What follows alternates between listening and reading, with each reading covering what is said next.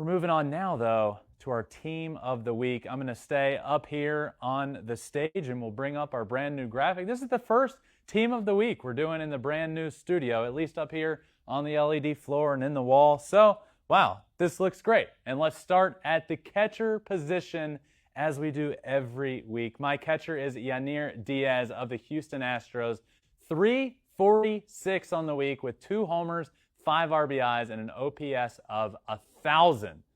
Martin Maldonado does a lot of catching there in Houston. He is their guy defensively. There's no doubt about that. There's nobody better at controlling a pitching staff than Martin Maldonado. And I love the guy. But offensively, he is not one of the game's best offensive catchers. If the Astros can get production out of Yainer Diaz at the catcher position like they did this week, they're going to be in really good shape and able to do a few different things behind the plate, mixing and matching guys. Or they'll be a lot more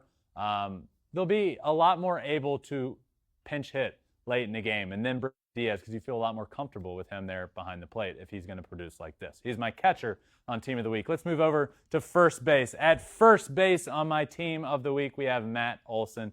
333, 4 homers, 7 RBIs, and an OPS of 1.464. He also added a homer on Sunday, but that doesn't count for Team of the Week because, as we all know, it's Sunday through Saturday. So if you're mad at me, as everybody always gets mad, if your favorite player had a good Sunday, well, guess what? That'll count for next week. But Matt Olson had a good all week, including Sunday.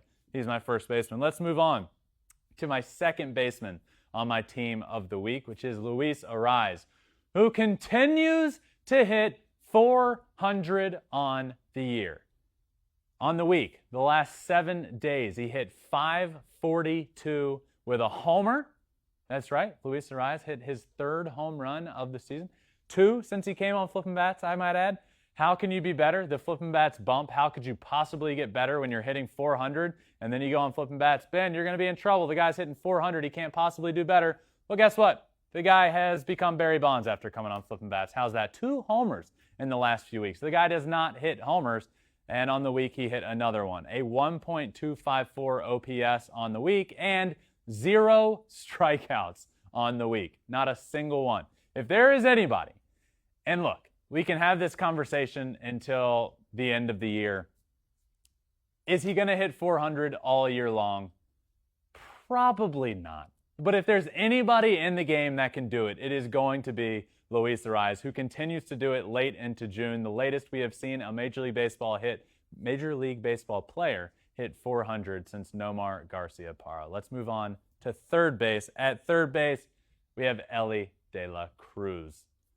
What can I say about Elly? The guy's a stud. He hit 520 on the week.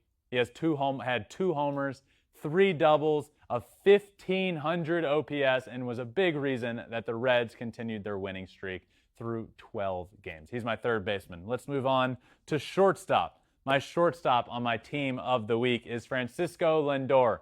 Lindor needed to heat up. He is the heartbeat of the New York Mets team. I say that, but the Mets still didn't have a very good week, even with Francisco Lindor heating up, which is not a good sign for the New York Mets. But he had 368 on the week, 2 homers, 7 RBIs, a 1290 OPS, tacked on another home run on Sunday. Great week. The guy's heating up, and he needed to. Not just for the Mets, for himself. Again, he's the heartbeat of the Mets team. They're not playing well. He's paid to play very well. He also advanced to Phase 2 of the All-Star Game voting, by the way, which I'll talk all about tomorrow. But Lindor had a good week. Let's move on to the outfield. 3 outfielders, regardless of their position, left, center, right, it does not matter. Just 3 of the best 3 outfielders that had the best week. We'll start with Juan Soto. Juan Soto is, in case you haven't heard, back to being Juan Soto. 478 on the week, 3 homers, 6 RBIs, and 8 walks. I don't love... Look, Juan Soto is fantastic. I honestly wish he would walk less. I know that's like his thing, but he's Juan Soto. He has so much power. He has so much ability to see the plate well and drive the ball the other way and let it get deep. If I'm Juan Soto, I want to drive the ball. But I heard him the other day say his favorite stat offensively is walks. Look, It's great. He's a great hitter. He has great plate discipline, which will help him his entire career. But I would love to see him swing at a few more first pitches and drive the ball. But again, 8 walks on the week. Very good. My next outfielder, my second of 3 outfielders, we have Jake Fraley of the Cincinnati Reds, 368, 4 homers, 9 RBIs, and slugged over 1,000 on the week. That is 2 Cincinnati Reds on my team of the week because, well, the Reds are playing like one of the best teams in baseball. Let's move on to my final outfielder, my third of 3 outfielders on team of the week, Eddie Rosario, 533 on the week. 533. 2 homers, 6 RBIs, an OPS of 1,700 on the week. Absolutely. He's had a great last 2 weeks, by the way, and he's hitting at the bottom. This Braves lineup is so good. He hits at the bottom of the Braves lineup. He's raking. You have Orlando Arcia, who's the leading vote getter at the shortstop position for the National League in phase 1 of the voting. He hits in like the 8th spot for the Braves. This team is so good, and the depth of the lineup, including Eddie Rosario, is a big reason why he had a fantastic week. Let's move on to my designated hitter on team of the week. My DH this week, Joey Votto. The man is back.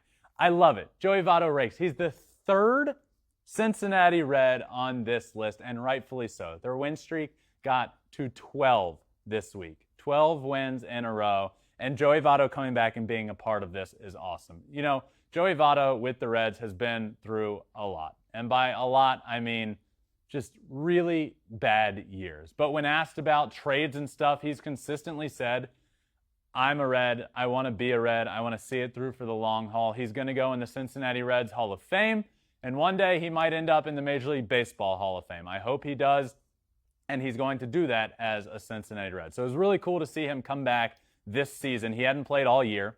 Come back from his injury in the midst of a winning streak, in the midst of the best attended series in Great American Ballpark history, and for him to be a part of that. And a big reason they continued their winning streak. In his first game back, he hit a homer, drove in 3 runs. They end up winning that game because of that. So Joey Votto is my DH after hitting 294, 3 homers in his return this week, 7 RBIs, and an OPS of 1224. Let's move on to my starting pitcher on the team of the week, Joe Ryan. Complete game shutout. 9 innings, 9 strikeouts, 0 runs, 0 walks, and only 3 hits. Pretty simple. You don't really see many complete game shutouts anymore in the game of baseball, and we saw one from Joe Ryan this week, and that's why he is on my team of the week. And lastly, on this team of the week, my closing pitcher, we have Evan Phillips.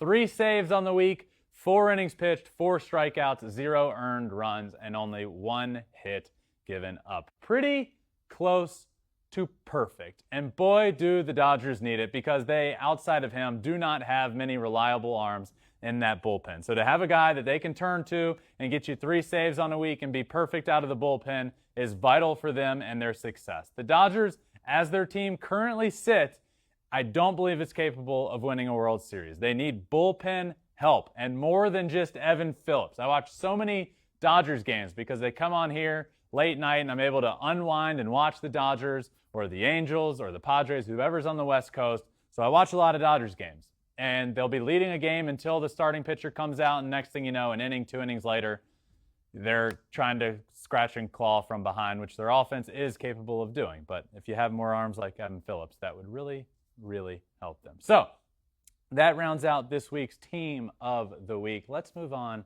to my player of the week, which is Elly De La Cruz. I love this guy. 520 on the week, 2 homers, 6 RBIs, a big part of this 12-game winning streak. He's been in the big leagues for like 16 days, and the Reds have won 13 games. The win streak was, you can point to Elly De La Cruz coming up to when things really switched for the Reds. And they've been a solid baseball team this year, and we're really showing glimpses of being good, which is what excited me and made me call for Elly to be called up. And they clearly were ready to roll when he came up. So a historic week as well. He hit for the cycle, just the 3rd player since at least 1890 to hit for the cycle in his age 20 in 15 games or less in a career. He had played in 15 games in his career when he hit for the cycle in that game. Since 1890, only 3 players have ever done that. More elite territory he entered. Players aged 21 or younger to hit for the cycle in a game and steal a base in that same game. Mike Trout and Elly De La Cruz, the only 2 players in the history of baseball to do that. The guy is an absolute stud. First Red cycle since Eric Davis did it. We all know that name. Eric Davis is one of the greatest Reds of all time. And I said this before. It's a little presumptuous. The guy's been up in the big leagues for less than 3 weeks.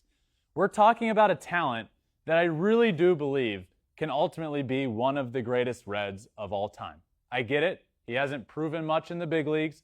He's proven a lot in a very short amount of time. And there's obviously longevity involved in this.